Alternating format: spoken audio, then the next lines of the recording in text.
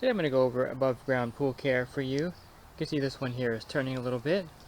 So the same principles apply to your above ground pool that apply to an in-ground pool. You want to make sure you keep your pool balanced and have the pool circulating enough hours per day.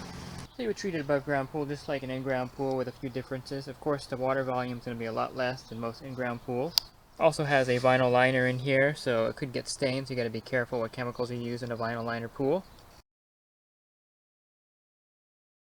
One of the ways to keep your above ground pool looking good is to have a good test kit. A lot of above ground pool owners will just use test strips, and that's fine, but I prefer if you invest in a regular test kit. At the minimum, get a 5-way test kit. This does your chlorine, does your pH, does your alkalinity, and does your acid demand. A better option would be a K2006 or a K2005 test kit. And these Taylor kits are the best. They do your free chlorine, combined chlorine, does your pH and acid demand. It also does base demand, does your conditioner, also does alkalinity and calcium hardness. So balancing your water in your above ground pool is crucial.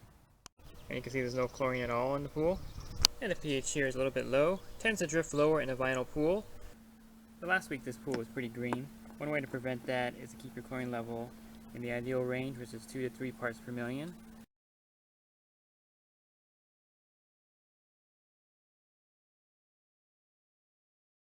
It may sound like circular logic, but the best way to keep algae out of your pool is to keep your pool balanced in the first place. So I have several videos on my channel that shows you how to treat your pool with algae. This particular pool, I used swamp treat in here. It turned it within 1 day back to blue.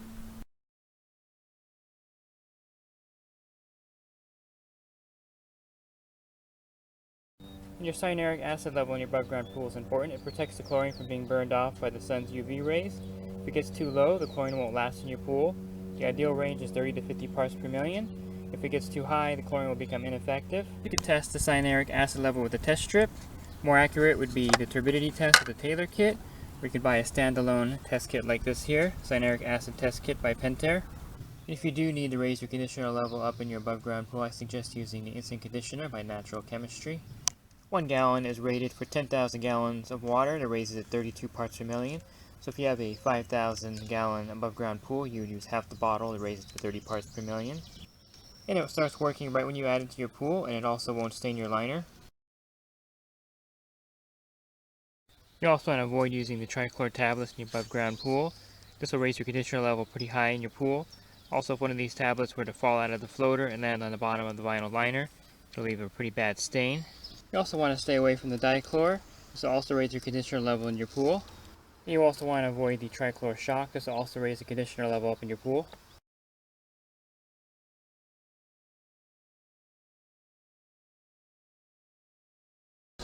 I would also avoid the cal hypo shock. This also will cloud your water and it could stain your liner.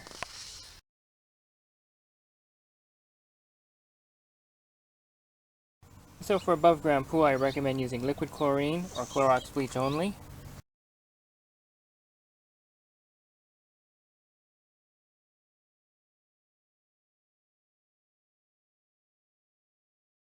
And I suggest you use the BBB method of pool care on an above ground pool, which is Clorox bleach for your sanitizer. You're going to add baking soda to raise the alkalinity, and you're going to add borax to raise the pH.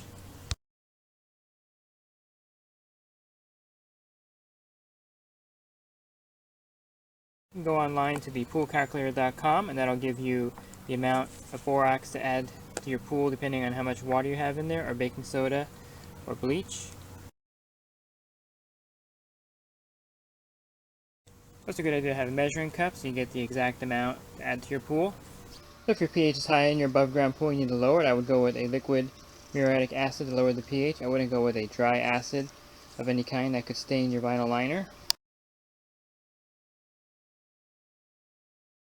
So the filtration is important in an above ground pool just like an in-ground pool. Usually it'll come with a pump and it'll come with a filter. This one here is the sand filter. So part of keeping your above ground pool looking good is running your pool a certain amount of time per day depending on the size of the pool and the size of your pump.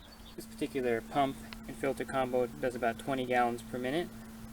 So I recommend running your pool to get at least 1 cycle of water through it, which means that all the water is passing through the filter back into the pool.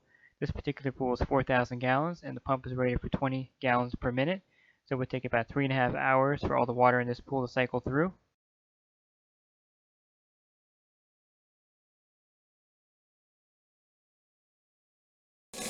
In this particular intake pump has a timer on the back. You can set it to run for 2, 4, 6, 8, or 12 hours per day. It'll come on by itself every day.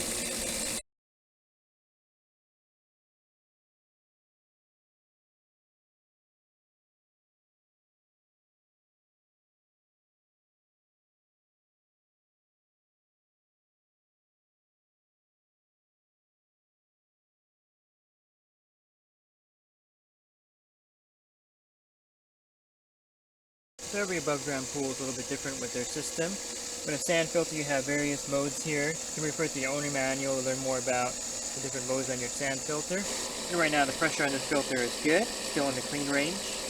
If you have an above ground pool with cartridge filter, make sure you clean the cartridge often.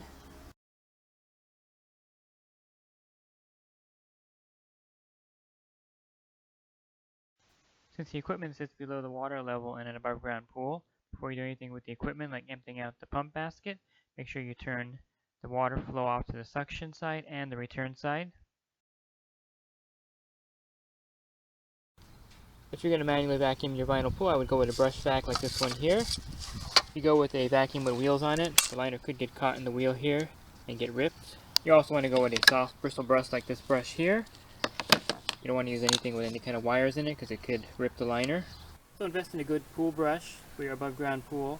Also invest in a good leaf rake. So I prefer the leaf rake versus a leaf skimmer here. With a leaf rake you can get leaves off the top and the bottom of your pool.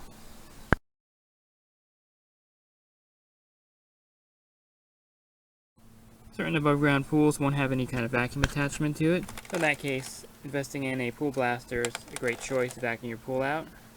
A great way to keep your above ground pool clean is to use the Pool Blaster battery operated vacuums. If you have a small above ground pool, the Catfish would be a great choice. If you have a larger above ground pool, the Pool Blaster Max would be great. The good thing about these cleaners is that they're safe for vinyl pools.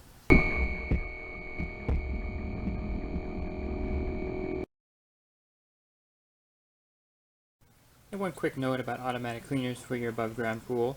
Hayward does make one specifically for the above ground pool called the AquaBug.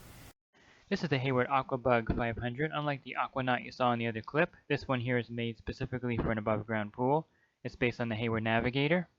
You won't be able to use a regular traditional in-ground suction side cleaner in your pool. The main reason is that most above ground pool pumps don't pull enough gallons per minute to get it moving. But you can use a specific above ground pool cleaner. Again, Hayward makes an AquaBug and also Zodiac makes the Ranger cleaner. You would just hook those up to your skimmer or vacuum port. If you're filling your above ground pool for the first time, you may want to invest in one of these Pleco Pure Start disposable pre-fill sediment filters. These filters remove solids from the water and reduce hard mineral deposits. Depending on the size of your above ground pool, you can go with the 40,000 gallon rated pool version, or you can go ahead and get the spa version. And these filters are very easy to use. Just go ahead and attach it to your garden hose like this and then put it in your pool. As it fills, it'll filter out the water. It's also a good idea to use this filter when you refill your pool.